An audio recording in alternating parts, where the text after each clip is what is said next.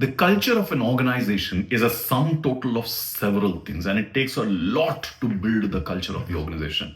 But there are two or three things which can spoil the culture of an organization very easily. And one of them is blame game. Now let's understand this blame game. And typically this blame game is not sort of the blame game that teams at lower levels are doing or individuals are doing, but this blame game is literally where senior people, function heads, department heads, CXOs, and significant prominent role holders, experts in the organization are blaming others for things. At the core of that blame is usually a certain set of motives that these individuals are carrying. And let's spend some time to understand these. I have come across four broad, areas from where these are emerging. Possibly you may know a few more, so augment your knowledge with those. But the first category that I've seen very prominent is a very dangerous set of leaders. And these are leaders who many times are homegrown leaders or leaders who have risen to their level of incompetence. And they have no idea of how to solve the problem. So when a crisis strikes, their natural response is to find a weak link in the chain of the organization, a function, an individual, a team, an expert, a vendor, a tool, a process, and pin the failure on that particular thing. Often they go after a weak team or somebody typically in the support services or that side of things. Like, sales go down, blame it very easily on training, or employees are leaving, blame it very easily on managers or the hiring process. Employee satisfaction score goes down, blame it on the PMS process or the work from home policy or the pay of the organization. Very easy for these people to do this. But let's understand it's a dangerous category of leaders who are completely oblivious of how to fix a situation, how to build an organization, how to run and improve an organization. And it's a great challenge. So if you are a senior leader, if you're the CEO or the board member of the organization, or if you are a CXO or somebody who is a caretaker of the organization's well-being, if this kind of a behavior is there, test that leader for the intent to change.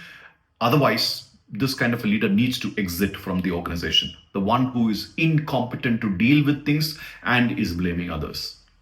Now let's come to the other side of it, where there is a leader who is blaming somebody else, but is only doing that to buy time. And this is the second kind of leader who knows it's my team that has made this mistake, or I will eventually help fixing this responsibility. But just to diffuse the tension or the attention on him or his team, the person is blaming somebody and diverting all attention in that direction while this individual works with his team or the rest of the organization to fix the issue. So this is a particular leader whose intent is all right in terms of working with the organization, but the intent of asking for time, intent of drawing attention to somebody else is not right.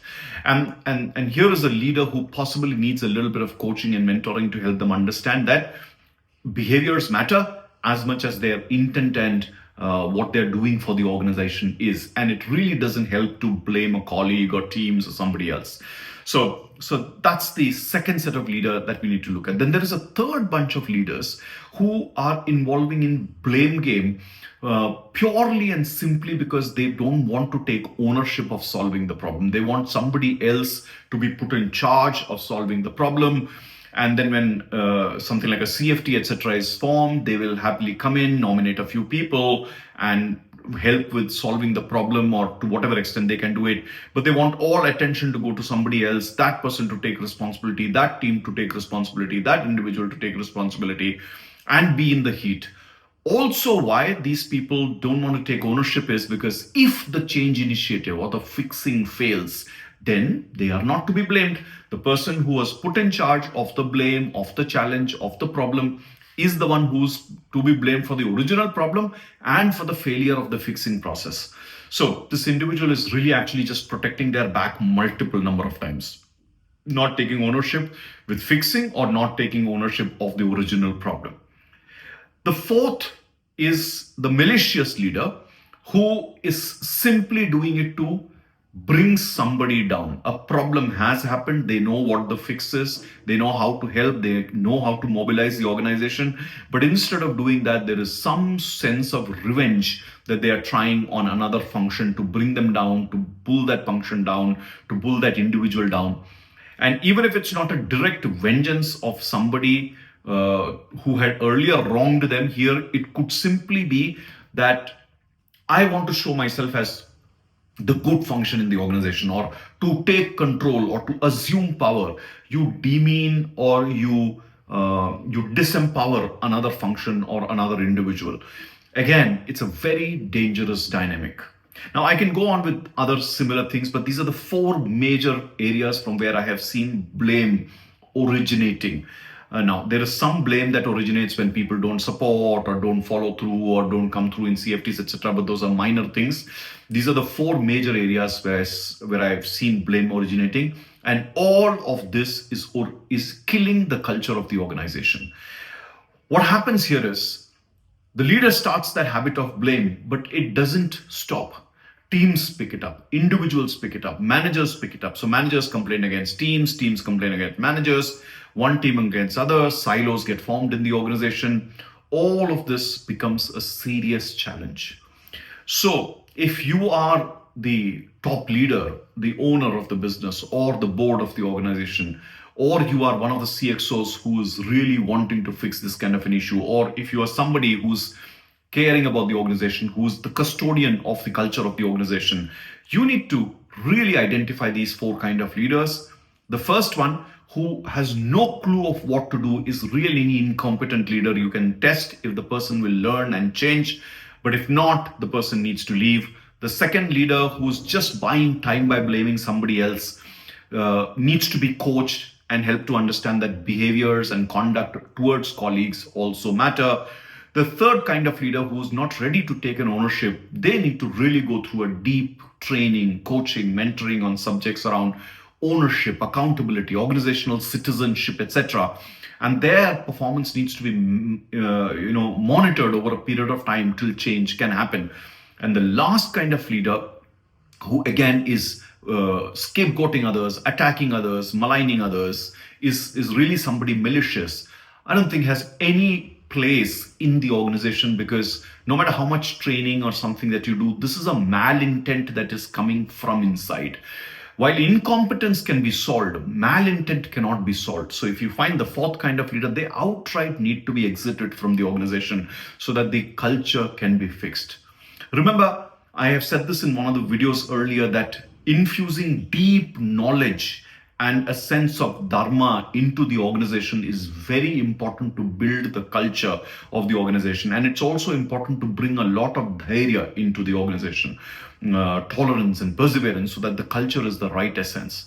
On the other side, if you see negative activities like blaming happening, then you really need to take action and cut it off the root. There is no time, no place, no space for blame games in modern organization.